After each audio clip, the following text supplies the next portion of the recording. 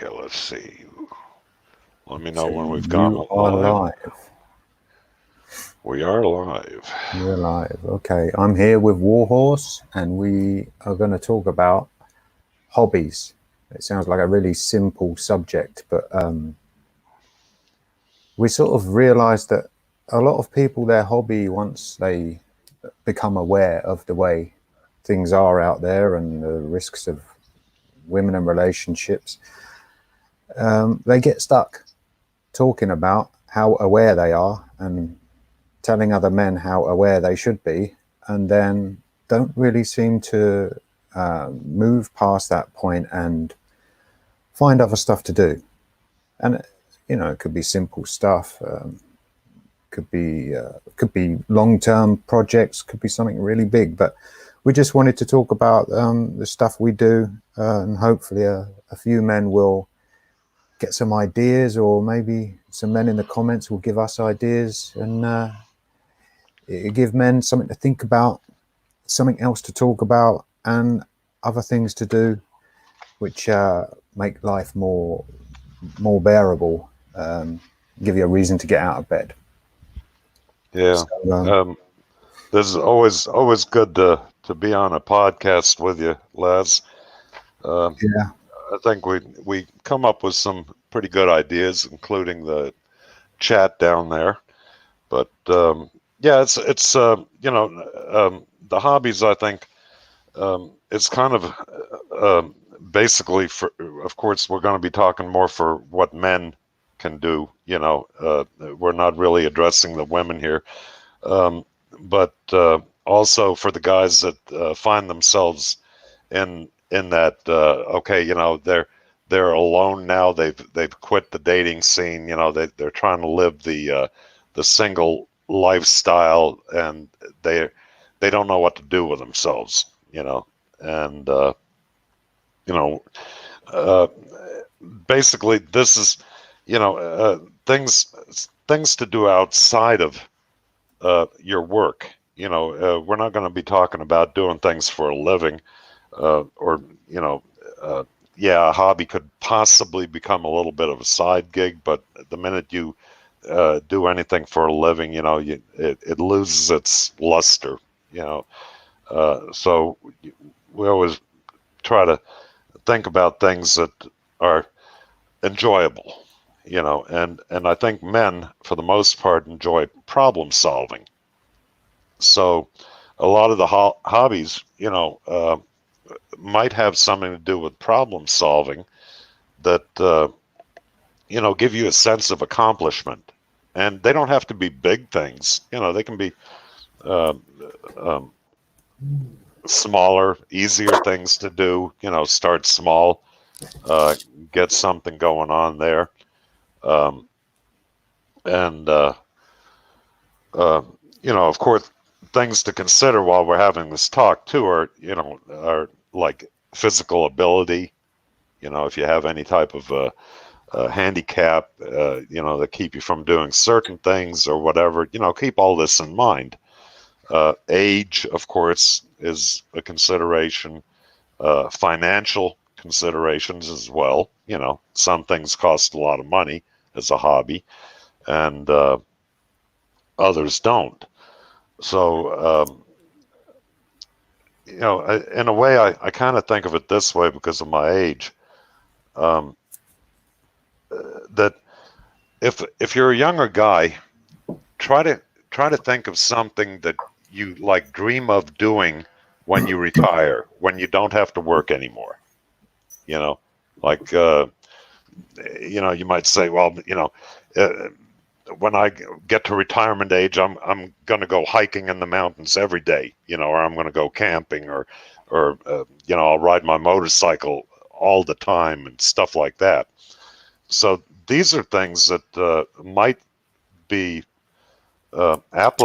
applicable to start earlier in life as a hobby, as a thing that's uh, you know an initial get your dip your toe in the water.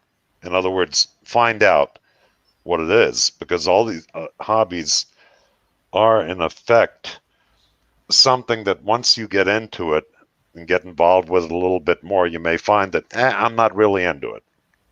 I'd rather try something else, and do that. Mix it up. Keep your hobbies kind of mixed up, because if you fall into one thing and one thing only, it becomes tedious and boring. Yeah. So, you know, um, I think these are all kind of, I've made a little bit of a list here, and of course, there are so many things that a person can do, and uh, like I said, it's all about enjoyment, uh, filling your time with something to get your mind off the the the shit in life. Like blah. I'm getting depressed. I'm getting lonely. I'm getting, you name it. Uh, and I think that men uh, more so need to be busy doing something, whatever that may be. But like I said, problem solving. Whatever kind of problems, whether it's even dealing with your computer, trying to work on a new, uh, what do you call them? Setting up the movies, editing, and doing that type of thing.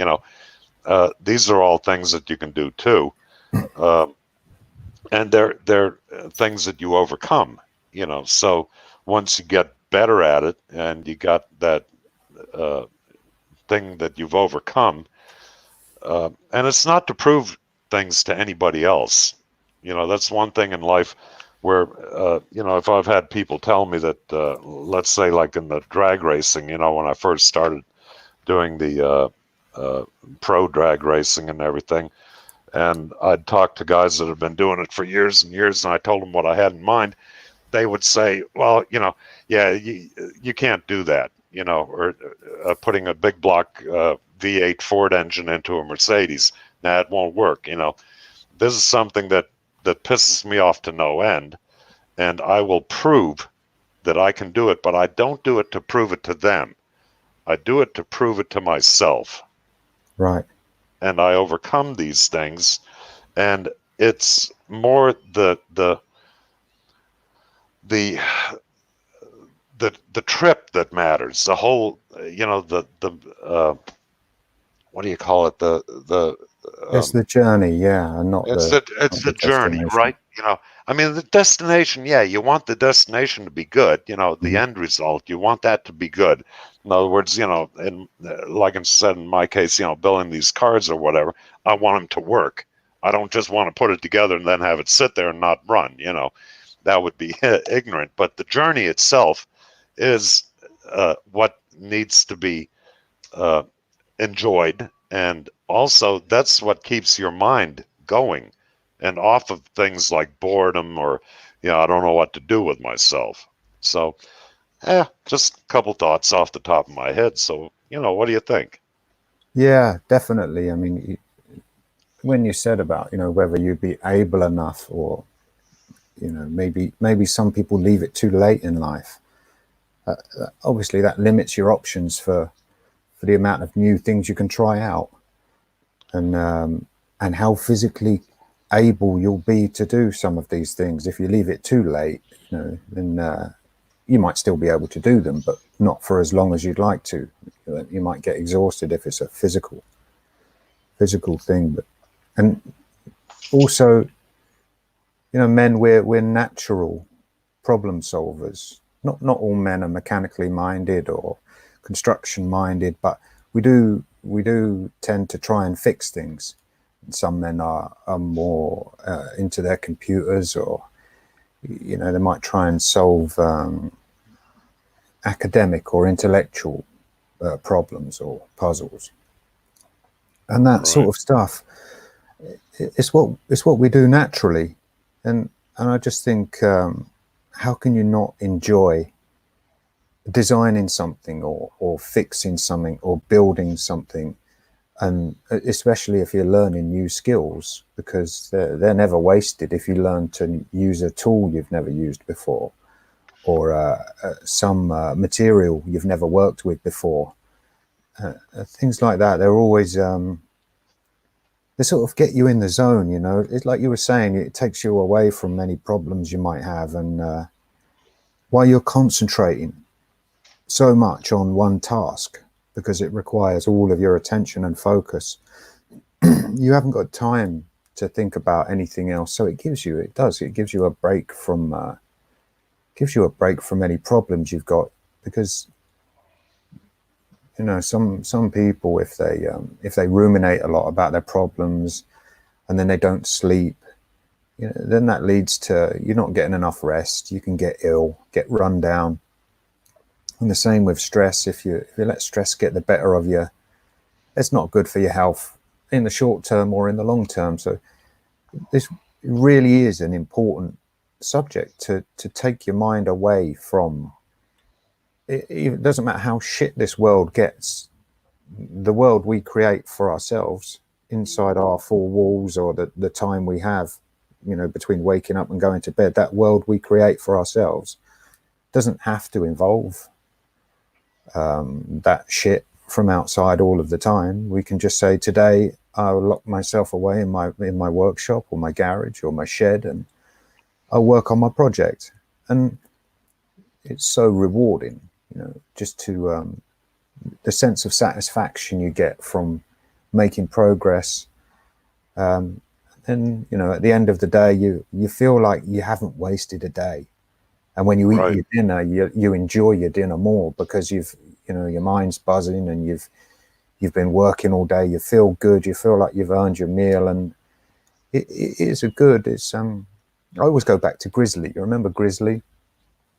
He used to say about estimable acts, and he meant whenever you did something positive or good or constructive, you were rewarded with some self-esteem. And I sort of think at the end of a day, you can't not feel good about yourself. You know, it's just healthy all round, and it's the complete opposite of staying in that place, thinking about the bad stuff all the time, and you know, wishing that the world would be different, because, well, we can't really do much about that. We can voice our discontent, and we can complain, and we can agree with others when they, you know, point the finger at the problems of the world. But at the end of the day, that's another day wasted talking about how shit some people are and how shit governments are. And it's a waste of time, you know, it's a waste of life. We should really be, once we're aware, once we know about the problems and we say, oh shit, I was fucking doing some stupid stuff there for a long time. Once we've realized that, we say, okay, and we talked about this a long time, didn't we? We realized that we only had a certain amount of time left. We realized, we got a sense of our own mortality, and we said, oh fuck, if I've wasted half my life, what am I going to do with the second half? And that's for me what it is about, you know, sort of long-term and short-term goals, achievements, hobbies. And like you say, it can't just be, you know, primarily about one thing, because that then in itself becomes tedious, becomes a task, becomes the only thing you think about. So yeah, I know you've got lots of things going on, small projects, and you know, hobbies that you've been doing for a while, bonsai, and you know, your computers, your audio equipment, cooking, simple stuff like cooking, Ripley, having a pet or a dog is stuff like that. You know, it's just something that gives you a different activity. You know? Well, you know, I've always, and I don't know, maybe, you know, growing up as a single child in Germany, you know, way back in the days, you know, before Hitler was a child.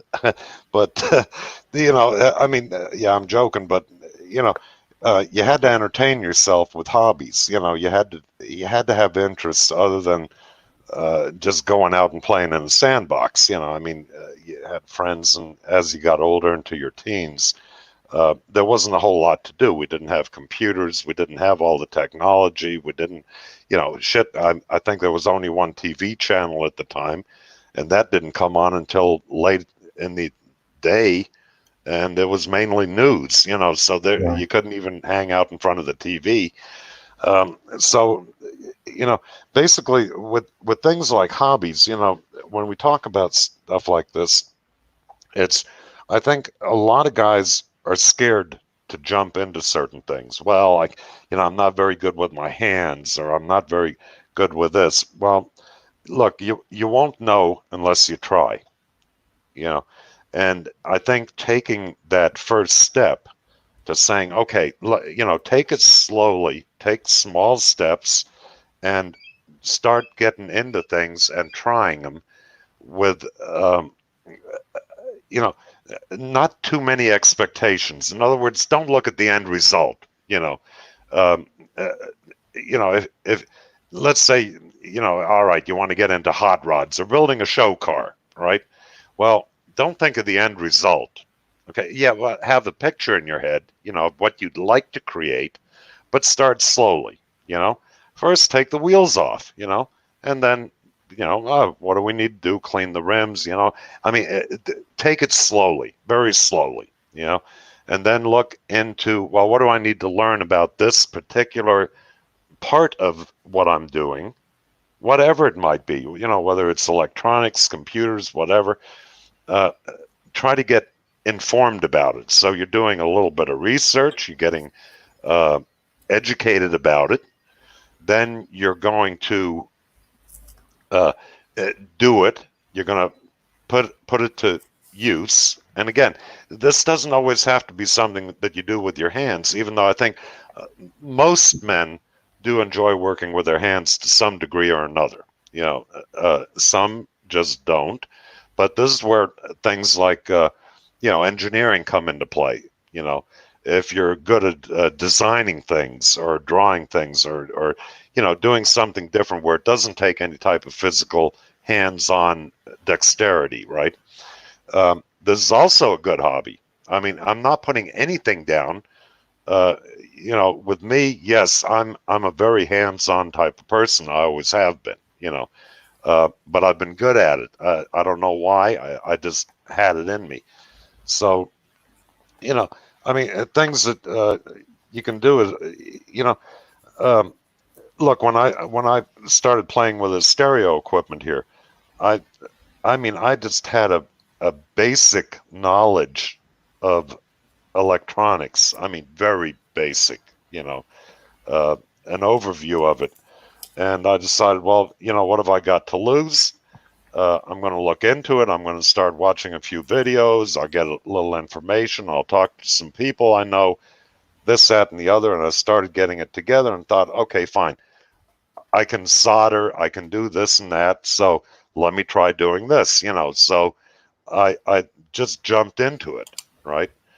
And uh, as it came together, it was something that, okay, this isn't too bad, And then when I got done with it, it was like, well, I wonder if I, fixed anything here, and if it worked. I had no clue, So plugging it in and then finding out, hey, I did fix it, So now Mm. I have some information, background, and whatever else that helped me. I wouldn't call that a pure hobby that I'm going to get into all the time, but it is now in my portfolio of things that I can do. Okay. Yeah. And this is how you build up different hobbies. You diversify. You learn little things, different things, and take that step out there, into a world that you're not real familiar with. This is where people tend to say, "Ah, shit, I can't do that. I don't know enough about it." Well, yeah, go ahead. Start, but start slow. You don't have to build the Taj Mahal in one day. It's just not how it works. So, uh, you know, I mean, the things like modeling, whether it's model trains, HO trains, electric train sets, um, there's a very artistic arena to that too. It's not only doing the wiring for the electrics, and it's also designing the little towns and people, and putting the grass down and making it look realistic. And there's a lot more to it than just having a train going around in a circle. You know, uh, this is where I say you can build on something. Uh, and I mean, even camping. And I know you've done a lot of camping. Yeah, Uh, you yeah. start off slowly. You buy yourself a little pup tent or whatever, get a sleeping bag, a little mess kit, and maybe go out for one night. Or just do it in a park where you're going to be cool. And everything. Just do it when it's good weather, and start out slowly. You know, and then you Yeah. can build up and say, "Hey, I like this. I kind of enjoyed that."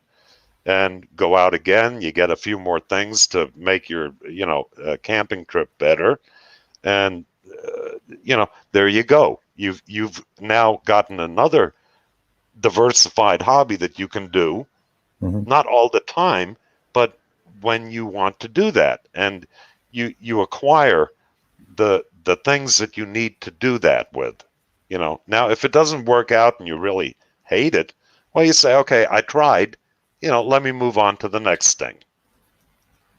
That's interesting. It's like you say about camping, because camping was something that came from another hobby. So when I used to go to the mountains, I just felt the urge to go to a mountain. Sometimes I got it the other day actually, so it's imminent. But the camping thing was a result of going to the mountains. I thought, well, if I need to stay here, or I want to stay out in the mountains for 3, 4 nights, whatever, obviously I'm going to need protection from the elements, a good tent and good sleeping bag, and whatever. And then you sort of realize your hobby takes you places. So you're seeing new things. You're planning trips. Sometimes you might have to go into a city or a town and look at an exhibition, or you might have to actually go do your hobby, and it could be in different places. So you see new places and you speak to different people. And then as a result of, say, something like camping, just being in the place where you buy the gear, you might find out that it serves more than one hobby. So there could be skiing stuff in there, or stuff bushcraft. You could get into that sort of off-grid stuff. And these hobbies sort of tend to steer you in different directions, and give you more ideas. And one thing it did for me, one important thing hobbies do for me, is, like when you go online and you look on YouTube and it makes suggestions, and you've got like this filter bubble where it assumes that this is what you're into. So that's what you end up watching. And if you only ever do one search for one thing and never, diversify, you'll only ever get that shit come into your stream. Therefore, that's all you think about, because, you're doing it to yourself almost. But when you start searching other stuff, like you might search about, I don't know, tropical fish or bonsai trees or astronomy or whatever, your filter bubble changes. So then suggestions come in, and you'll subscribe to different channels. So then your daily recommendations are, oh, have you looked at this tropical fish video today, or this video about going to the gun range, or gardening, bonsai trees, or whatever you're into. All of a sudden, the things you watch and the content you consume changes. So it starts getting you away from the place you got stuck in. And I know a lot of people say, oh, you need to do this for a certain amount of time, and it takes a certain amount of time. But if it takes you 10 years to get out of the situation you're in, it's not healthy, and it's not good for you to spend all day, every day for 10 years in that place. Even when I was in the family courts, I needed a break. And I used to go and do martial arts. I did it for about 17 years. But when my daughter was born, I didn't have the time to devote to it. But when I went to those classes, they were 3-hour classes, and that was at the height of the worst of it, when, you know, all the shit was going, all that shit was happening. Those 3-hour classes, the minute I walked in the door and the minute we started going through the drills and all the other stuff, exercises, whatever you had to do, I was focused solely on those tasks, and Yep. so focused and consumed by what I had to do, that when I came out of that class 3 hours later, I thought, fuck, for 3 hours I had a break from thinking about that shit. So the excuse of, you know, you have to spend a certain amount of time in that place, yeah, you do, but not every second, every minute of every year in that place. You can take a break. You can go and do stuff that, you know, might not be learning something. It might just be purely fun. You might like going to the cinema, watching films. You might be a film buff. You might like listening to music or collecting old vinyl records or anything like that. I mean, what a great day Yep. it is. And you know, that's the thing. You can we keep bringing up the diversify. You know, Mm, because let's say, okay, you're into collecting vinyl records. Well, this isn't going to fill all your time. You know, no, I mean, you know, every waking moment that you have free, you can't be chasing down records. Eventually, you'll run out of shit to do. You know, yep, um, it needs to be a small part of it. This is why I said, you know, you need more hobbies, different types of hobbies. And, you know, Genesis friend Kegler here, he says lack of focus breeds anxiety. This is true.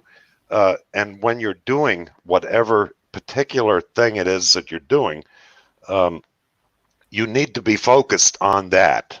Yes, at the moment. Okay. But understand that, all right, now you've got your new vinyl record. You know, you're going to go home, you're going to put it on your nice old restored record player or whatever. You're going to crank it up for a little, enjoy that and everything else. Then you're going to put it back into the folder or the, what do you call them? The album cover, you know, and you're going to put it away gently into your nice collection. Well, yeah, now you move on to, you know, something else. Either you relax a little bit, or you say, well, gee, you know, I got this old chair that I picked up at a secondhand shop, and I want to sand it down and restore it. You know, so now you can also do that while listening to your record playing. You know, so you've got two hobbies now going on. You know, you're doing a little bit of furniture restoration, maybe, or an antique thing or something. You know, and you can work on that while enjoying this. So you've got two hobbies now, right? Um, you've already done your searching for that record. You found it and you got it, and now you're enjoying it in the background. You don't need to focus on that record anymore, just the music that it's making, while you're doing something else. You know, and that can be, you know, I mean, doing whatever. You know, you can listen to music in the background, whatever you like, or maybe you know, an audio book or anything like that, as long as it doesn't divert your attention. You know, multitasking really isn't a great thing to do. I don't think men are really great at multitasking. Maybe some of them are, and for the life of me, I don't think anybody is really good at multitasking. You know, maybe doing two things at a time that are very common to you, or you're very, you know, it comes like flowing water. You know, it's just very easy to do. Maybe you can multitask with that, but when you're doing a hobby or something you need to focus on, you know, when your creative mind is working, you don't want something to take your mind off of what you're doing at the time. So, uh, you know, look, when my wife passed away, you know, I mean, it felt like somebody took a building off of me, you know, and I don't mean that in a bad way or anything. You know, that was bound to happen, and there was a lot of nightmares during that time. with her being sick and everything. But once she did pass, it was like, all right, it's over. Let's move on. Let's, keep doing things. And after I got everything cleaned out and donated and this and that, I decided, I've always wanted to have the inside of the house paneled and looking very cabin, woodsy or whatever. And I thought, well, fuck it, let me do one wall and see how it looks. And uh, eventually I got hooked into that, and I did the whole inside of the house. I mean, gutted the whole place. Now, it took me almost a year to do, but that was a hell of a good hobby. And Yeah. it caused me to focus. It caused me to, not think about all this shit. And of course, when you have that downtime afterwards, when you look around, you're like really pleased with what you've done, you've accomplished, and you say, okay, now you start thinking, your mind will go back into that shithole, of, okay, but it's only for a little while, and it gets better as you go on and start to, um, you know, uh, get more involved, and you forget about the shit stuff. And of course, it'll always jump back into your mind uh, forever, probably, certain things in the past, but it won't be very predominant. It won't be there all the time. So once you concentrate on something else and put your mind to it and focus, the shit in your life will kind of melt away. And this is where the hobbies come in. Like I said, don't make a hobby into your job, because the worst thing you want to do is, if if you love to do something, do it for a living, and you'll find out the shit part of it. So you don't want to turn what you might love to do as a hobby and find out, gee, I got to deal with people. I got to, I'm getting all kinds of hassles and financial shit and everything else. Now, what you used to enjoy is no longer going to be enjoyable. So this is why I always recommend, don't make your hobby a living. You know, of course, look, if you're going to do something like restore furniture, and you keep a few, and oops, you bought too many of them or whatever, you can't use them. Okay, so sell a couple of them, and fine, you made a couple bucks, great, but leave it at that. Don't do it for a living. So, I mean, look, there's so many things, and I'm seeing, Maxwell here, he's putting down a lot of good stuff, make Yeah. music, work on your body, um, stuff like that. I mean, you can, if you're young enough, or hey, look, even a lot of retired guys do, like RC, radio controlled airplanes. They get into building them and get into joining a club, an RC type club, where there's a lot of other people with the same interest. You go out to the field, every Sunday or whatever, and you go fly some airplanes, remote controlled stuff. That that's great too. Or even things like bowling, joining a bowling league, you know, can be another diversion. But like I said, none of this stuff has to be the only focus. This is all the diversification that you would want to do, you know, Yeah. of keeping yourself and your mind occupied. Even going to a bowling league for a night. And if you're single or whatever, and there's going to be a lot of couples in the bowling leagues, and there'll be people that are joining that aren't coupled up. And what they will do is they will put you with somebody. In other words, usually bowling teams have 4 people on a team. So, there might be some other single people there, there might be some other couples there or whatever, and you get put into a team. So it's no big deal, and you get to know these people. You go out, and bowl maybe once a week or twice a month, whatever it may be. Uh, I used to be on 2 bowling leagues, but way back, and we had a great time. And now I never saw these people outside of the league, but being there, it filled a night. a couple times a month. Uh, these are Was all that things was to. that a regular night? Was that it would be like every other Thursday or Saturday night or whatever? Yeah, it depends if you join a summer league or a winter league. Mm. Usually the summer leagues are longer if I'm remembering correctly. I So it forget how gives you many. something to look forward to as well. You're like, oh, every Thursday I'm going to meet up with my friends in the bowling league, and it's like some people seem a little bit lost. It's like they have no regular hobbies. I think that's an important thing. That regular weekly or monthly hobby where it gives you something to look forward to.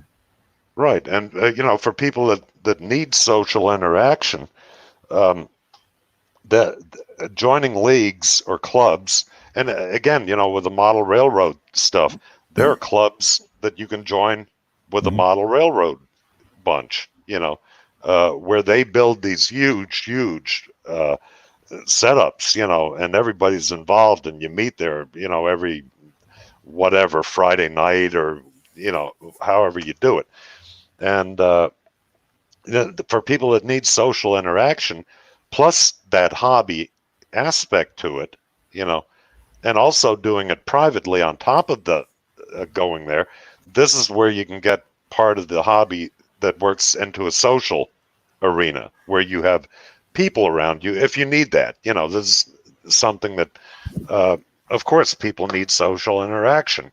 So, there's so many things to consider. Um, Camping, motorcycling, on and off road motorcycling. Yeah, You know, what a what a great way to go. And hiking. Uh, you and I have talked about this before. We both have binoculars. We go out and we do a little bit of bird watching, hike a little bit, get out in the woods or the fresh air, yeah. and just start looking around. Grab a pair of binoculars. They're not that expensive to get a good pair. I mean, not a great pair. You don't want to go professional. You want to try entry level stuff. Do a little bit of research on it. You know, find out what you're going to want. Uh, as far as what kind of pair of binoculars.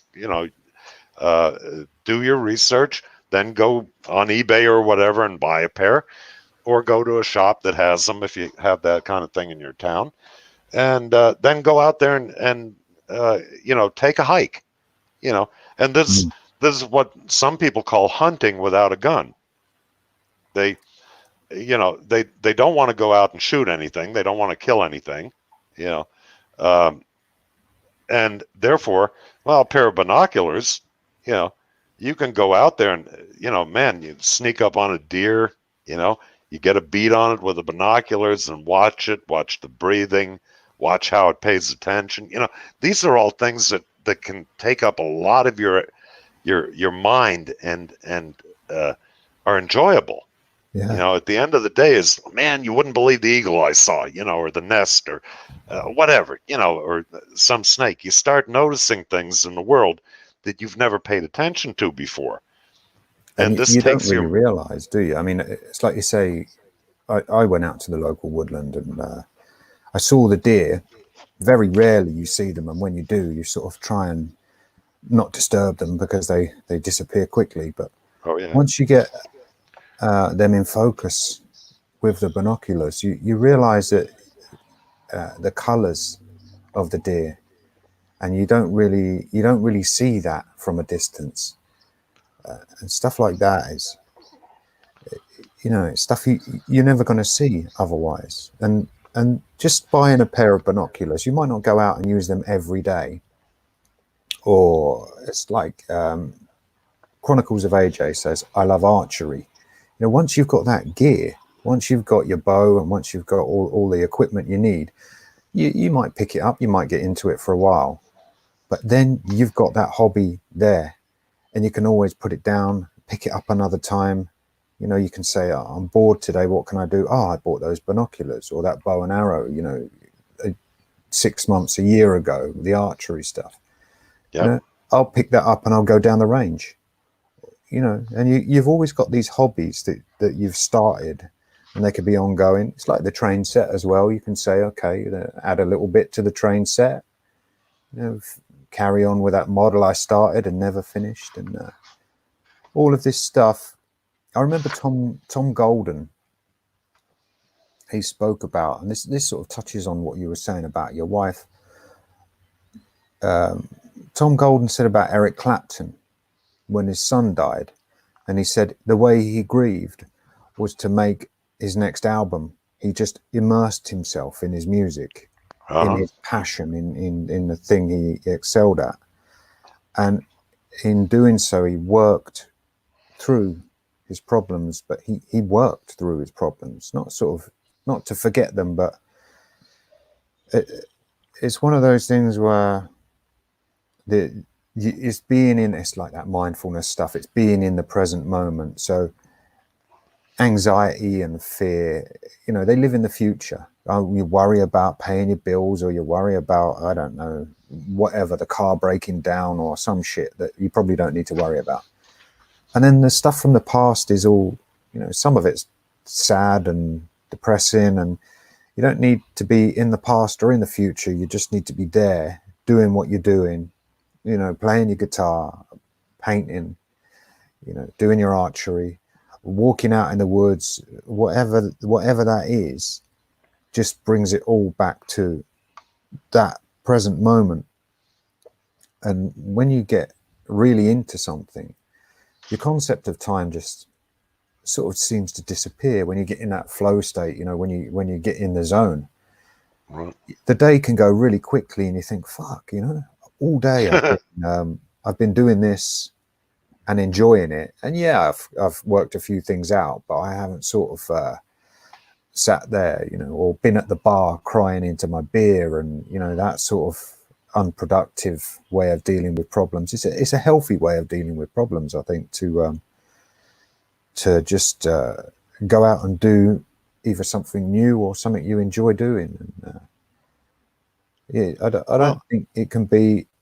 I don't think people talk about this enough, especially in the environment we're in. I think it needs to be spoken about more. Right. And the thing is too that a lot of people, a lot of men with heavy problems sometimes think that, well, maybe I should go see a psychiatrist or psychologist, somebody to talk to, and really that's not helpful. Number one, I don't think men are very good, whining and crying and being emotional. This is why I said, if you get into a social setting, where you're around other guys that are, let's say you join any type of a club that, like a bonsai club, or maybe a modeling club, or, the trains, or furniture restoration, even, a wood shop, or a metal shop for that matter, and there's a lot of male input. Now, the bonsai, of course, has a lot of women in it, so that might not be the best place for that. But anything like metal shop, if you like metalworking or learning about it, and you got a lot of guys around you, the joking, the back and forth talking that goes on when you get a bunch of guys together, is like, come on, what's the matter? Grow a set of balls and chuck that in the lathe, Yeah. spin it up, you fucking pussy, that kind of shit. That's the kind of crap that we like to talk about, that we need in our life. Mhm. I think, because I gravitate towards that type of camaraderie, Yeah. that more or less wakes you up, but you're still having a good time, and you're enjoying the hobby too. Plus, you're getting part of that out, that bitch fucked me over, or whatever you might be talking about, that's kind of working on you, and God, yeah, I know what you mean, man. Those damn women, or whatever, and right off the bat, that's all you needed right there. You didn't need Exactly to that. cry about it for a fucking hour and pay somebody $200 for it. Yeah. This is just how it kind of bleeds into the hobby thing. When you get the involvement. Someone in Australia started this project called Sheds. I don't know if it's called a Yes, stone out there. I've heard them. Yeah, and they get a shed, and it might even just be a shed or an allotment or a garage or whatever. And a group of men just say, okay, I'll join the shed. And they might get some woodworking tools together or whatever, like you say, they might turn it into a workshop. And they make whatever they're making. And while they're doing it, they take the piss out of each other, and they just have the Yeah. crack like you do at work sometimes. And they might throw in, this and that happened and whatever. And, they get a few things off their chest and get a chance to vent. But they do it in that environment, that male environment, where, at the end of the day, if they're struggling to use a tool, there is another man there who says, oh, have you tried changing the size of drill bit, or, change the speed, or, use a different tool or what? And they're helping each other out, working together. And it's a good environment. It really is. It's a better environment, like you say, than laying on a couch, talking to some therapist who really doesn't give a fuck. They just want Yeah, their and they $100 an hour, whatever they get. and usually you leave more depressed than you went in there, because you're going over it and over it and over it and over it. And sometimes it's great to cry on somebody's shoulder, but it doesn't really help you. You need to change the way you think, and the way to do that is to concentrate on other things. Yeah. In other words, you're not denying anything that's happened to you, or the problems that you may have or not have. You're not denying that. You're facing them, but to dwell on them is the killer. Well, yeah, it takes when away. I mean, we only live once. It's like that's what I tried to get across in my last video. This not a rehearsal. At some point, some men, it's going to dawn on them that they spent the last year, 10 years, their whole life dwelling on shit, and they're going to go, oh fuck, it's over. What did I do with it? Nothing, or not as much as I could have done. And it's like you say, it's like your wood paneling project. The more you got into that and the further along it went, the more not just your mindset changed, but your physical environment, your surroundings were different. And I remember Felix doing a video once. He always does. He captures things in simple terms, and it's very clever the way he does it. But he just decorated a room in his house. He painted the walls a different color, and it might be your bedroom or your kitchen, or one of the first rooms, your bathroom, or one of the first rooms you go in the morning. And you'll get up the following morning after decorating, you've got the smell of paint, and it always smells like, something new is going on. And there's a different color on the walls, and you're actually in a different place. It's the same place, but it's slightly different. And with your wood paneling project, after you'd completed it, your whole house was different. You were in a completely different environment, albeit the familiar stuff was there. But a lot of the stuff that reminded of you of the past was gone. So you'd moved on, stayed in the same place, but still managed to move on and progress. That's right. And, it's very subtle, isn't it? It's very sort of a little bit at a time, one step at a time, but always. We say in the mountains, like a mountain is just like a very, very big staircase. It just is like walking up the stairs for, I don't know, 6 hours, 8 hours, however long it takes. But you have to keep taking steps forward and upward. And eventually, after a long time and a lot of energy and effort, you'll get there. And like you say, it doesn't have to be about the destination. You can stop and admire the view on the way. If you don't, you would miss a lot of the fun. So that's what I do when I go up into the mountains. I don't go there to race to the top and say, look at me, I got to the summit. I never do that. And sometimes I don't, because the weather's too bad and it's too dangerous. But sometimes I go because I sort of say, what am I going to see today? It always looks different.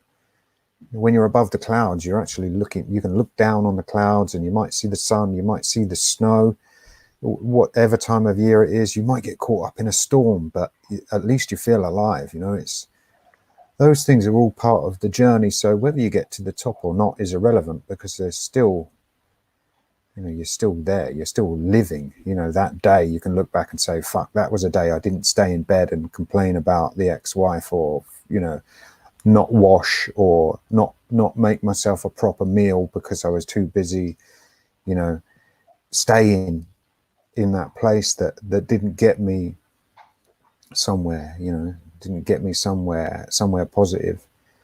I Well, just wish men would just, it's not, I sort of felt like men were saying, oh, it's all right for you, you're not in that place anymore. But it's not that.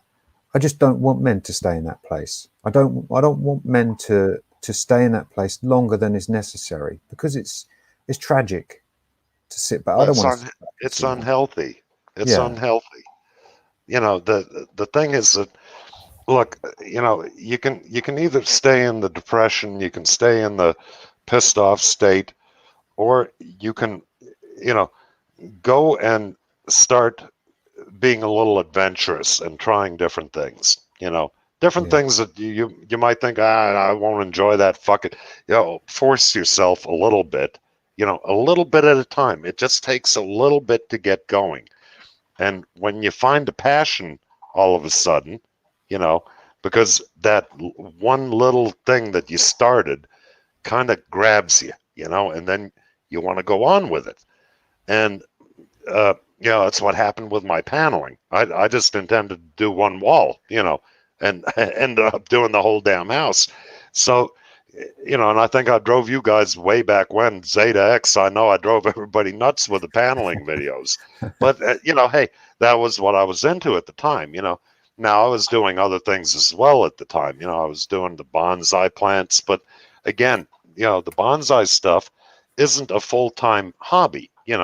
It's a partial hobby where, yeah, you take a couple hours and, you cut the roots and you replant and you kind of set it up and everything. Then you water it, and then you put it there and it has to grow, So you hmm can't mess with that all the time. It's just another thing to add to the whole picture of your life.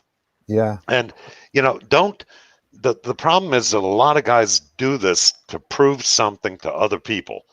Do not do it to prove it to anybody other than yourself. The only person you have to prove anything to, or the only person you have to impress, is yourself. And if you're happy, it doesn't matter what the fuck anybody else thinks. It doesn't matter, period. Okay? If you set a goal for yourself, like, when I built my last drag car, I said, well, I'm going to have a drag car that's going to do, 9 seconds. And once I achieved that, I was like, man, I did it. I proved it to myself, you know.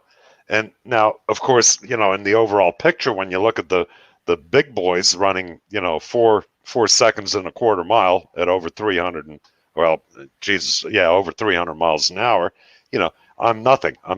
But I'm not trying to compete with them, and I don't need to prove myself to those people. All I needed to prove to myself is that I could overcome this, and I enjoyed doing that type of work, building the whole car from the ground up, the engine, the transmission, everything, doing it all by myself and being very proud of that. And that's what matters, you know, to yeah, to impress yourself. Forget other people, man. And this is where you get that sense of accomplishment and the sense of pride. It doesn't take other people to validate you. And a matter of fact, who gives a shit about other people? You know, yeah, I don't care what anybody thinks about me, what I've accomplished or not accomplished or anything else. I don't care. I care about what I think of myself. That is what matters. And hobbies that I've always had, even when I worked a full-time job, or well, hell, I had two businesses, I still had a couple hobbies on top of that, you know, because you need that uh, you know difference in things to get you out of a rut, because that's what you'll get into, is a rut. It's just you got to play it up, and you got to start. You got to start somewhere and get into it, and do it slowly. Don't try too much at one time, and see what it is that works for you. And then go with that. And then, like you said, it forks out into different things. The hiking might go into camping, which might go into what is it, the mountain biking, or Yeah. whatever. I mean, whatever the hobby may be. Um, you know, uh, Building computers, for gaming. It's another thing. Men are into problem solving, and even gaming is problem solving. So uh, you don't want to spend your entire life doing just that one thing, though. That's the thing. So you've got to get out of your comfort zone a little bit slowly, and something is going to get your passion. Something's going to get that blood flowing, and that's a great feeling. And then all of a sudden you're going in that direction. And then before you know it, you've got all these little things that, you can fall back on, go back to, back and forth. And all of a sudden you start forgetting about shit. And anytime these idiot thoughts get into your head about, life sucks. Now really look at it and say, you know what? I got food in the refrigerator. You know, I'm living in a place, and you know, look, even guys that I've known that had to live in their car for a while have made the best of that. And they said, well, at least I'm dry, I'm warm, I'm comfortable. You know, uh, that's the way you got to look at things. Yeah. Not that, holy shit, I got to live in a fucking car and I'm so downed out. I want to, put a bullet in my head. No, no, no. Look at the good part of it. Look at the positive aspects of it. And I know that's hard. You know, noodles and Pringles. Holy fuck, that's a great dinner, man. um, Some kids would love that. Alvaro, They he could live says on noodles and Pringles. I love noodles. I like Pringles. Shit, man, life's good, right? that. Yeah. So you got to look at that, and I mean, we all have our moments of depression, if you want to call it that, or melancholy, Mm. and basically you got to say, Jesus Christ, what am I bitching about?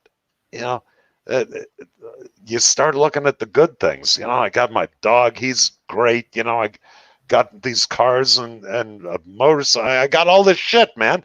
Yeah. Why would I fucking be upset? Yeah, I'm not living in a goddamn mansion. I don't have 3 Rolls Royces out there. I don't have a bunch of 20-year-old chicks trying to blow me. I don't want that, but you start comparing yourself, or trying to compare yourself to something that really isn't going to make you much happier. I've known a lot of rich people, and they're not really that happy. Yeah. They're miserable fuckers because they don't that they're stuck in a rut as well. So you've always got to look at that, and I think hobbies are so important, and keeping yourself busy with things, and Mm. learning new things, and enjoying them, and trying them. God, I don't know. It's just been a way of life with me for so long that I can't see doing it any other way. I think it's important. Like when you said about you did your paneling, and we all followed the videos and that sort of thing. But when you look back, it's like I look back at certain things, and it's like a milestone. You can look back and say, oh, I remember when I did that, and now it seems like I wouldn't want to do it again, or I've done that and that's finished. But how far have you come since then? You can gauge your progress by looking back at those episodes and say, fuck, since then I've accomplished so many other things, and I've done so many more projects. um, you know Look how it's, like you say, it's not about what other people think. It's never about whether other people see you achieve it, or a lot of the times I get to the top of a mountain and I have to turn around and come back down because the weather's so bad. But I know I did it. I don't need pictures. I don't need to post something on Instagram. I don't need to go and tell anyone or say, where's my trophy or my medal. I did it for me.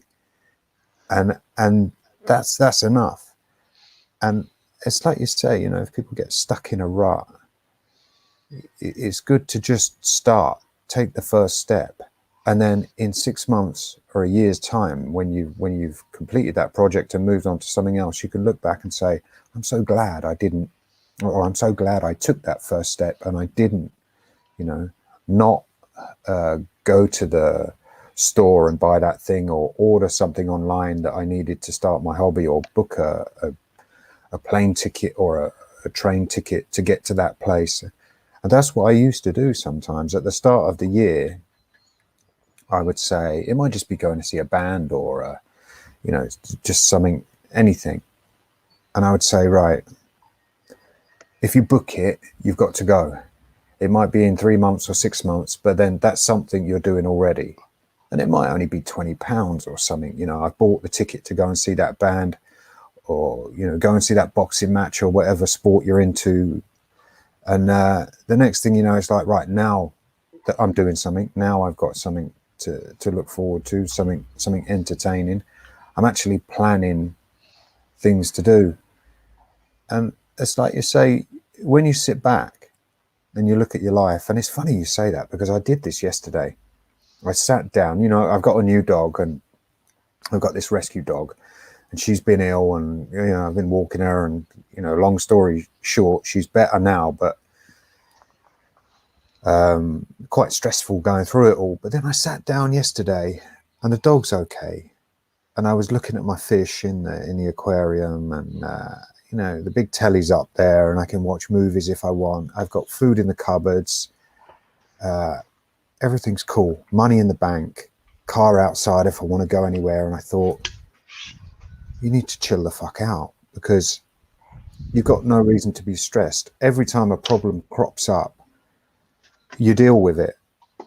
And that's good, because it gets you out of that monotonous day-to-day, you know, mindset where you just go through the motions. When there's a problem, it's a bit of a challenge. It might be a bit stressful, but you've got to find the solutions and get over it and get through it. And when you get through it, you go back to everything settles, the dust settles, and you sit down and you say, what was all the fucking fuss about?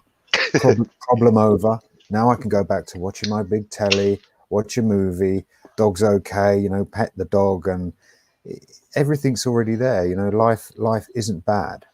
And you can look back and say, remember when I didn't have a dog, or remember when I couldn't afford an aquarium and I was just starting out in that little hobby, or remember when, you know, I lost my job for a few weeks and I wasn't eating properly, or I didn't have a place to stay. And you can say, fuck, look how far I've come, and look at the things I've got enough. And sometimes enough is enough. Like you say, the people who have a lot of stuff, they never seem to be happy. They always want more. And, you know, where does that end? They need to just sort of sit down and go, this will do. This is nice. You know, I'll enjoy this. But that's where I'm at now. You know, I don't want men to think that we're sort of saying ignore things or don't speak out, because it pisses us off sometimes and we do speak out. But life is too short to be angry all the time, or to be, you know, frustrated all the time with other people and their shit, and, you know, the way they make you feel, because that's a choice. You can choose not to feel like that. You can say, okay, that person over there is a fucking idiot, and they piss me off no end. Don't watch them, avoid them, don't listen to them. You know, just say, fine, now I know what I get when I go over there. I just won't go over there anymore. And then you choose to remove yourself from the things which piss you off and make you angry, and you say, well, what are the alternatives? And sometimes we don't even stop to consider that, you know, sometimes we go to those places that piss us off. I Well, mean, in the end, nothing really matters. I mean, think about all the people in the world that have lived, that are living. mm, Eventually you're going to be dead, and nobody's going to remember any of us. yeah, In 100 years from now, 1,000 years from now, nobody will know. All the shit we've gone through, all the fears we had, and usually everything that you're worried about never ends up as bad or even close to what you're worried about or right. what you think might happen. Mhm. Um, the the thing is that you you just look, if something pisses you off, sure, let the steam out. Go ahead and, I mean, just cuss off a storm. Throw something. Of course, you'll have to fix it, or depending on what you're throwing. But sure, um, get it out of your system. And if you need to talk about something, get that out of your system as well. But do it quickly. Get get on with things, but do what needs to be done at the moment, and then get back into the reality of living a good life and Yeah, having the introspection. You know, take the time to smell the roses. Have the introspection to look at your life and look at the positive aspects of it, not the negative. And yeah, it's way too easy to always look at the negative. And matter of fact, when I think of the past, it's almost impossible to remember all the good shit, and I continue to remember the bad shit all the time. And I have to intentionally stop that in my head. Uh, Not that it happens all the time or I walk through life like that, but that's what happens. And I think we all go through that, mhm, where you get this negative attitude and it takes a hold of you like a a dungeon that you've put yourself into, and now you just want to sulk in there, and you can't let that happen.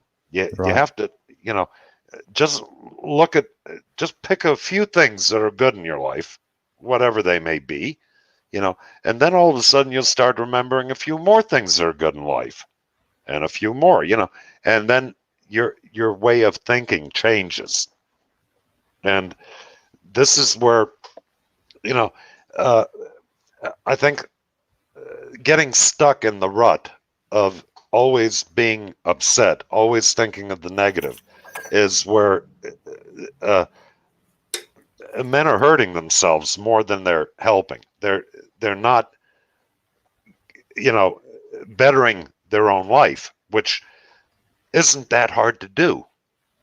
You know, sure, we go through hard times, and believe me, I've been through hard times too. I've been Yeah, homeless. I've lived on the road. I mean, I've been to prison. hmm, I know you have too. Look, we've had our hard times, and they certainly, there was very little good to be found during that time.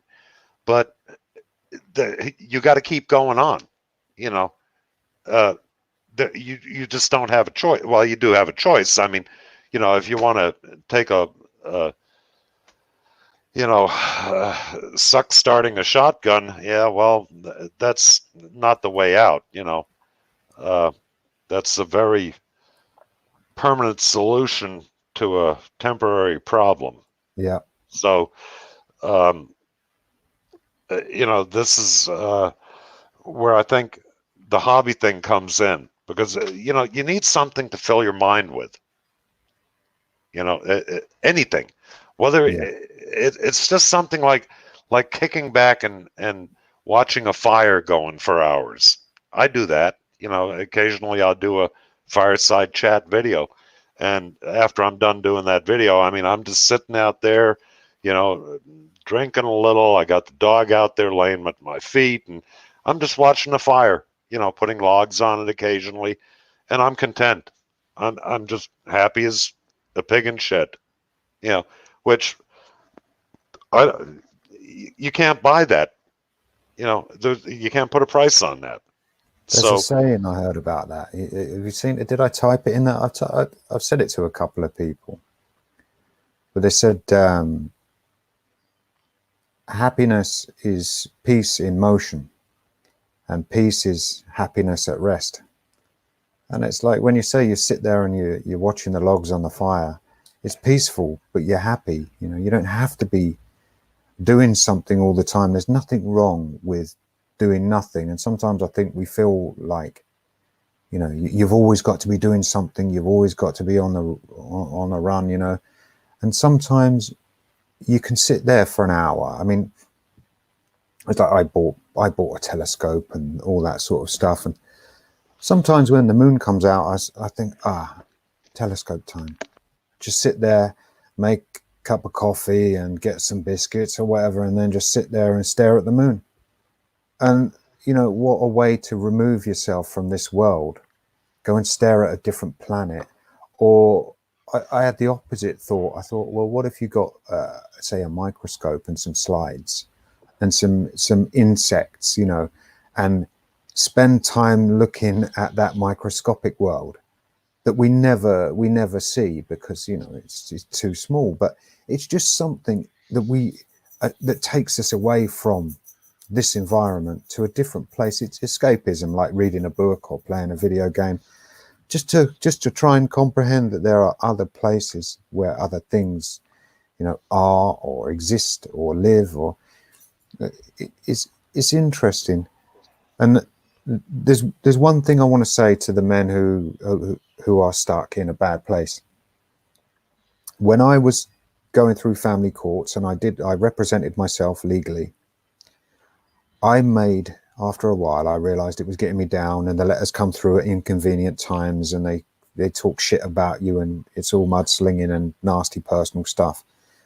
I made a point of saying, I'm not opening any of that shit now. I'm not dealing with it now. My time for dealing with that shit is between, say, 7 p.m. and 8 p.m. I will pick it up. I will deal with it. I'll do an hour's work on it every day, but it only gets 1 hour of my day. And I can tell you now, if you spend 1 hour a day, every day, you will be spending 7 full hours a week working on your case or your problem. And that is a fucking damn sight more than any lawyer or solicitor will give you for the money you pay them. They won't spend 7 full hours a week dealing with your case, not when they've got money coming in from everyone else.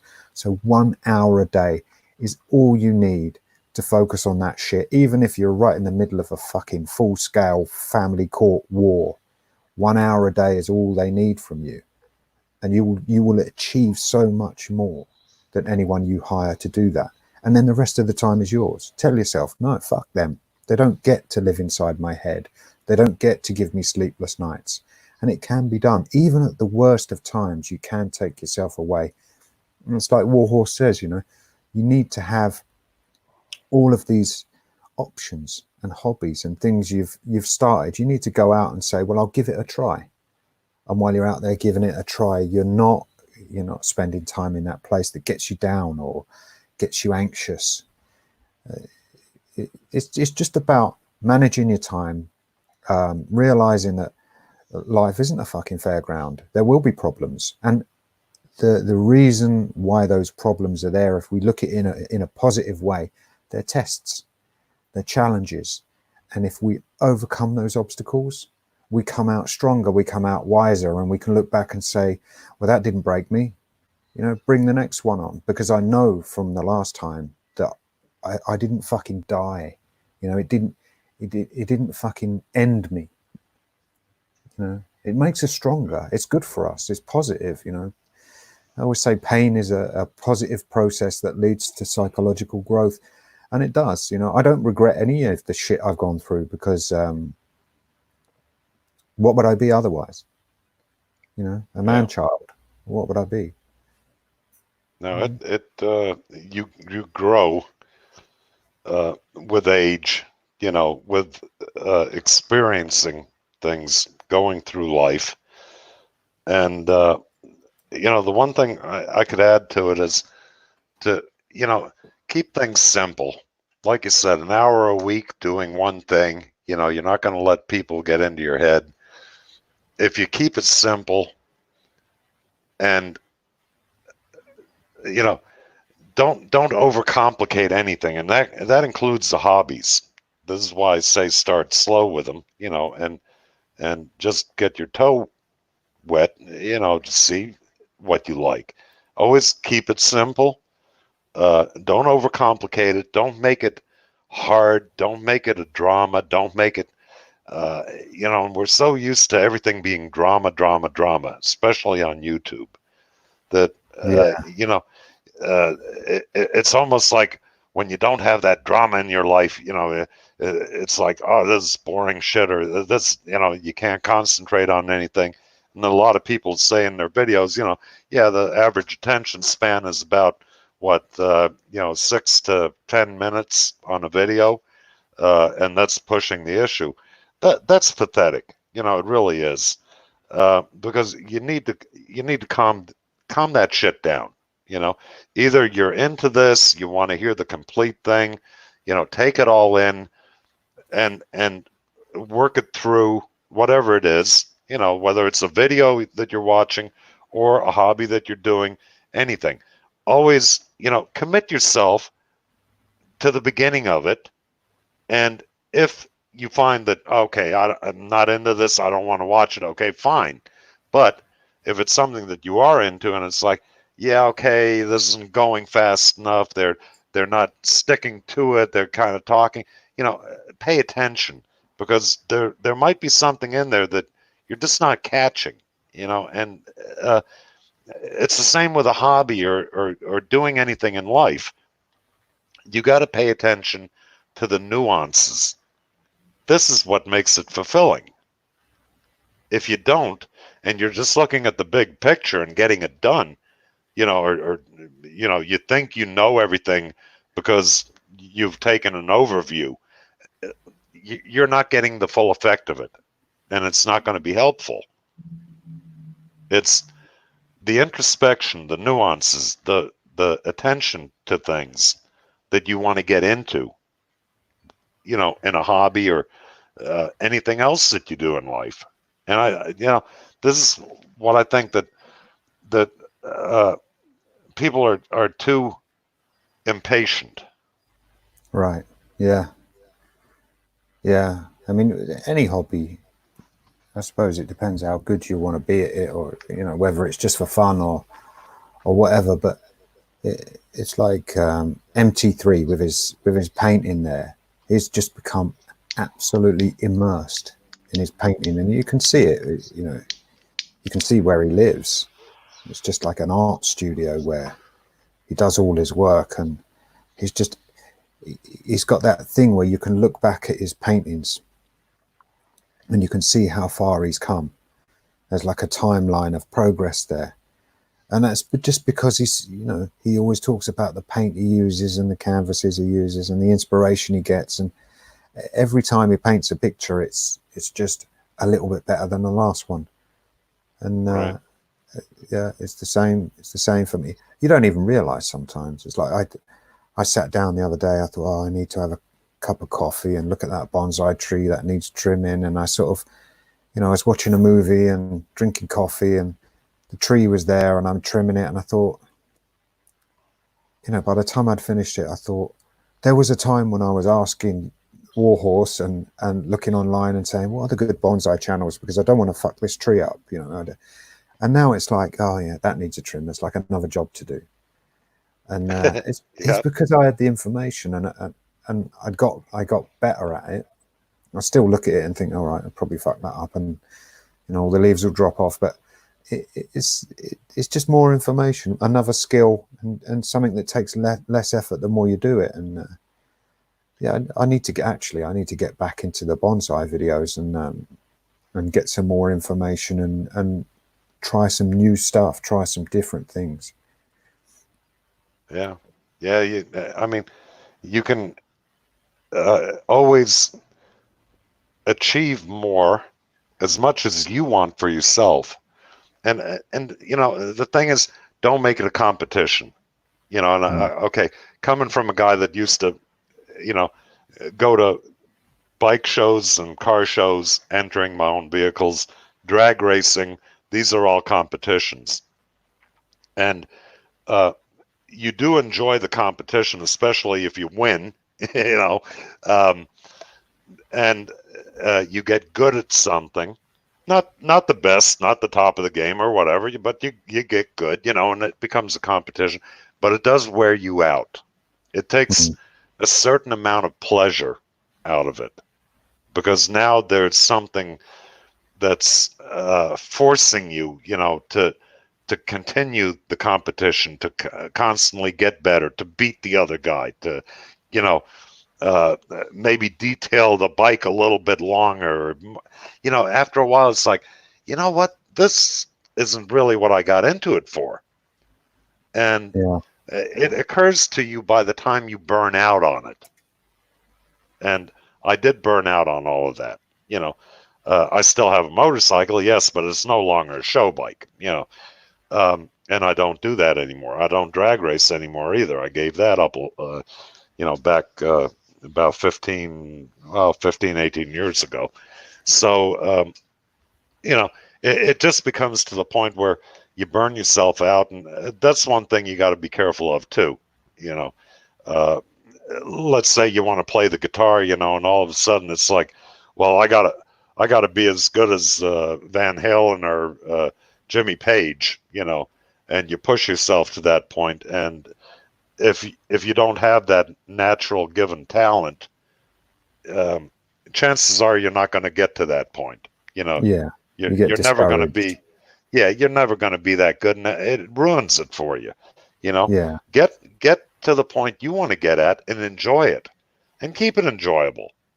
You know, that's I think the main underlying thing that you want to look out for as well. You know, on top of Yeah. getting started in a hobby. So we've reached both ends of this. You know, uh, to you know just start and then how to keep it going. Yeah. And if you Yeah, can, I mean, if you get good enough to sort of say, well, let me try something different. I know this is not orthodox, but let me experiment and, you know, see if it works, try a different thing. I mean, that's how innovation works. You know, that's how unique people, different guitarists get their own sound. A lot of them aren't classically trained, or you know, didn't have a mentor.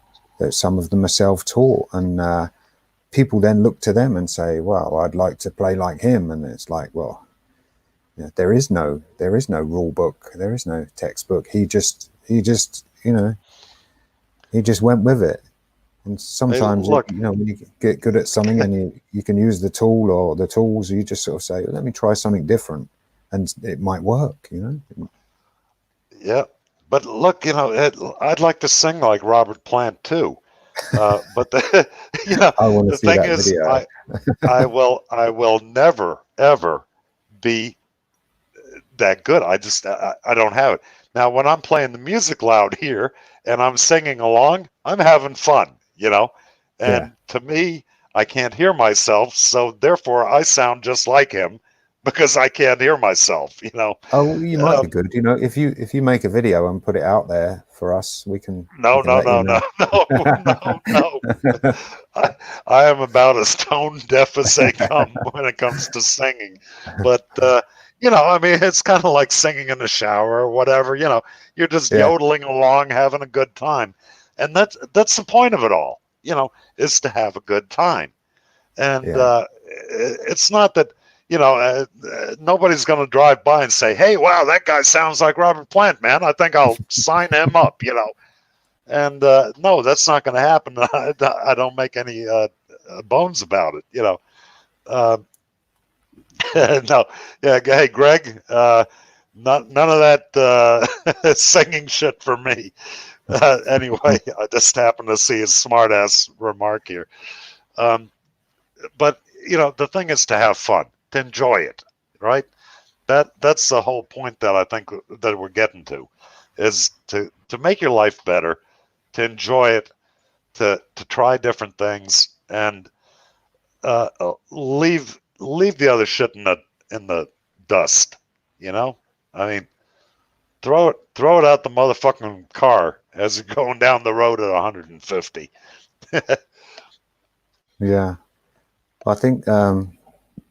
Is there any other things you want to bring up? Any other?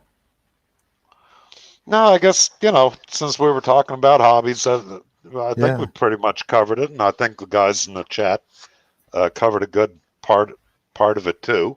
And I think a lot of them have a good understanding of it. And I hope some of them, if they don't, they kind of will. If they want to listen to us rambling about it, I think we've pretty much hit on everything.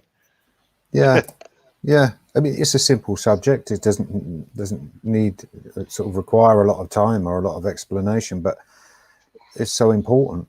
It is the next step. It is the rest of your life.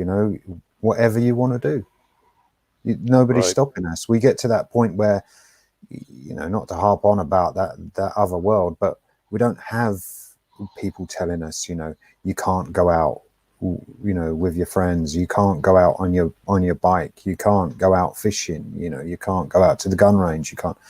Nobody. We can do whatever the fuck we like every day. So it seems even more insane that some men who are free of relationships and marriages and whatever else have all this spare time and they choose not to enjoy it. They choose to sort of stay there focusing on the bullshit. So yeah, it's of all people, we're the ones who can do this. So if you That's don't, right.